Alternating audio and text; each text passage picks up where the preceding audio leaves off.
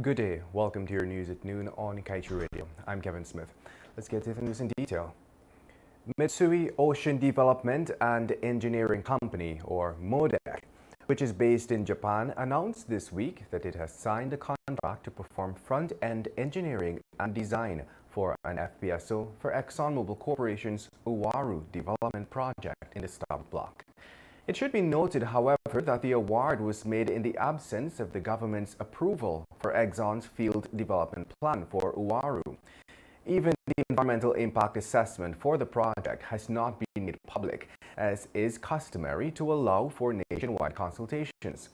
These engagements are usually made prior to the environmental impact. That should be the Environmental Protection Agency issuing an environmental authorization for the project. Be that as it may, ExxonMobil has awarded the contract for construction works to begin on the ship. A recent study conducted in Guyana by the World Bank has found that approximately 48% of the country lives in poverty, surviving on less than $5.5 or 1,000 Guyana dollars per day.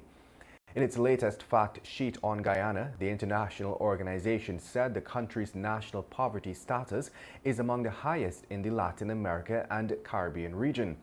Moreover, it pointed out that the poverty levels are highest in the sparsely populated interior or hinterland regions, where communities have limited access to economic opportunities, healthcare, and public services. Since the fact sheet was published on October 6th last, leader of the opposition, Aubrey Norton, has pointed to the need for Guyana to get more from its oil resources to be able to improve the living conditions of citizens. Norton said that the windfall revenue being earned by the oil companies must reach the owners of the resource. The term windfall simply refers to the excess profits being made by the oil companies operating in Guyana as a result of the higher oil prices being earned due to the European war. It must be noted countries around the world are moving to tax the additional profits being made on their resources. In other news, considering the billions of dollars that are pumped into the health sector, Ghana should not be recording maternal and infant deaths. This view was expressed by Dr. Karen Cummings, Shadow Minister of Health for the opposition-led APNU-AFC Coalition Party. The APNU-AFC executive member released a statement on the issue following reports of mother and infant deaths occurring within the past 2 weeks.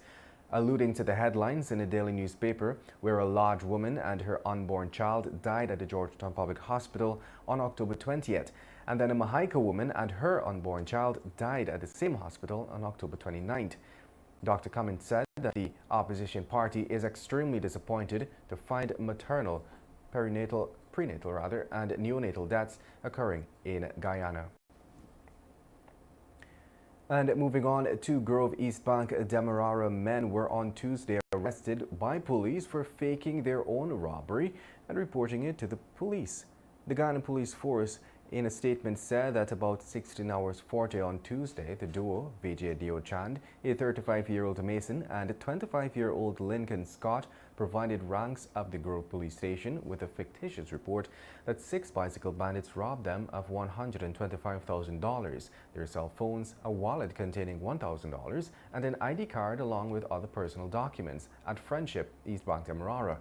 However, while interviewing the men, the detectives suspected that they were lying and a search of their haversacks was carried out. All items the duo claimed to have been stolen were discovered. The money belonged to their employer. And just before we head to a short break, let's tell you that at a time when American oil giant ExxonMobil Corporation is enjoying tax-free profits in Guyana, the government of the Netherlands has introduced a bill to levy some $3.1 billion from fossil fuel companies amid the significantly increased energy rates. While several other countries have been taking steps to tax the fossil fuel companies on their excess profits being made owing to the Russia-Ukraine war, Guyana, on the other hand, does not tax Exxon's affiliate, Esso. Esso is the operator of the country's richest oil block. Guyana's Stabroek Block is 6.6 million acres and has approximately 11 billion proven barrels of oil. The oil company continues to enjoy tax-free earnings owing to the production sharing agreement Guyana signed onto with the oil major.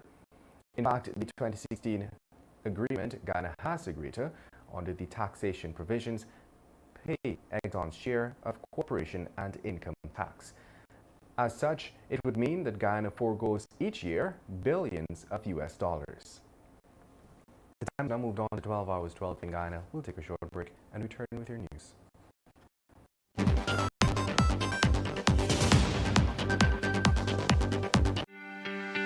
This is GHK Lal inviting you to join me weekdays from Monday to Friday on the National Outlook for commentary on a range of issues. Immediately after the 12 noon and 7 p.m. newscasts on Kaieteur Radio at 99.1 FM and 99.5 FM. Looking forward to you sharing in the conversation.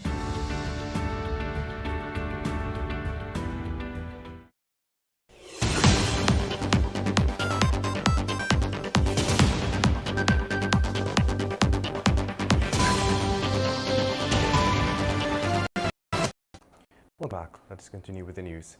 Residents of Essequibo will benefit from a new water ambulance to facilitate ease in accessing health services.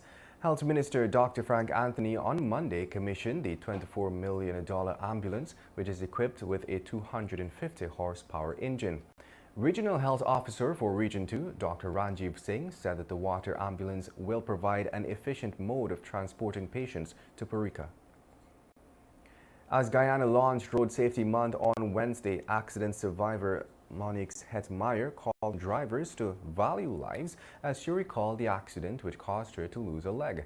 Hetmeyer, a wife, mother of two, and teacher, strengthened her call for drivers to be careful when using the roadways while speaking at the launch of Road Safety Month 2022, held on the lawns of the State House, New Amsterdam, East Berbice, Quarantine. Meanwhile, the arrest of attorney-at-law Tamika Clark in Guyana on Thursday, October 28, after she advised her client to remain silent during the course of a criminal investigation, is an attack on a fundamental principle of the rule of law.